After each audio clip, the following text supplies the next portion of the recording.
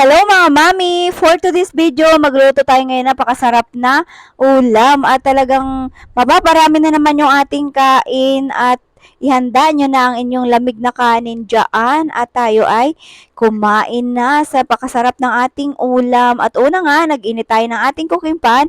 Pagkainit nito, ilagay na yung ating mantika at painitin lang natin yung ating mantika at ilagay na natin yung ating bawang. Busa-busa lang din yung ating bawang hanggang sa mag-medyo brown ito.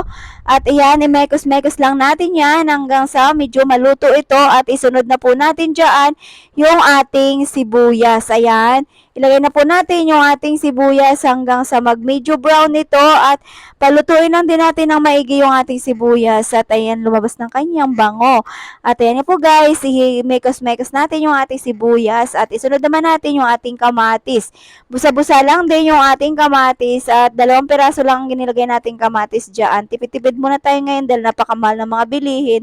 Kailangan lang natin ng mga pampalasa sa ating mga niluluto. Kaya itin yung ating hipon. Ayan, nakabili tayo ng hipon. Nasa halagang 200 ang kalahating kilo at malalaki naman talaga yan yung ating hipon. At hinati ko lang dahil ang kalahati nilagay ko lang din sa gulay nating kagabi. At yun po guys, at imekos-mekos natin yan, papula-pulahin natin yung ating hipon at naglagay na agad ako ng asin. Pagka nagigisa ako, naglalagay na agad ako ng asin para nandoon na yung lasa sa ating ulam na niluluto. At ayan po guys, imekos-mekos natin at hanggang sa pula-pulahin natin yung ating hipon. Mas maganda, medyo luto-luto na yung ating hipon dyan. At pupula-pulahin natin yan at ayan, takpan muna natin ng ilang minuto lang naman. Ayan, pagkatakip nga natin at ilang minuto na at binuksan ko na rin. At ayan na po guys, medyo luto na yung ating hipon at maglagay na po tayo dyan ng shrimp cubes ang ating ilalagay. Dahil hipon nga po yan, lalagyan natin ng cubes para naman ay mayroon na siyang pampalasa. At naglagay na rin ako ng tubig. At ayan, naglagay ako ng tubig. Tansyahin nyo lang din kung ano karami ang gusto nyong tubig at takpan natin ng mga ilang minuto. At ayan nga po guys, pagkatakip natin, bukas ko, lutong-luto na yung ating hipon, kumulo na yung ating tubig.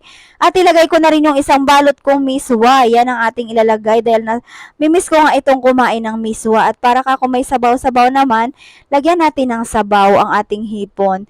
At ayan, pwede na yung pansahog yung ating hipon. Talagang napakasarap nito at napaparami na naman yung ating kain nito. At sakto, gutom na tayo. At ayan po guys, ay tikman muna natin yan. Siyempre, tikman muna natin kung talagang tama na yung timpla at lasa. At ayan po guys, luto na yung ating ulam dahil mabilis lang naman itong kumulo. Lutong-luto na yung ating miswa at nakaready na nga po yan at tayo ay kakain na. Takpan muna natin ng mga ilang minuto yan para naman siguradong luto na yung ating miswa. At ayan po guys, pagkabukas ko nga at talagang kulong-kulo na, napakasarap na ng ating ulam. O diba, ganyan lang kasimple mga mami. Kung ano na lang meron sa rep, nag-iisip pa nga ako kung ano ang uulamin namin. O ayan, meron tayong ulam. Hanggang dyan naman na guys, bye-bye!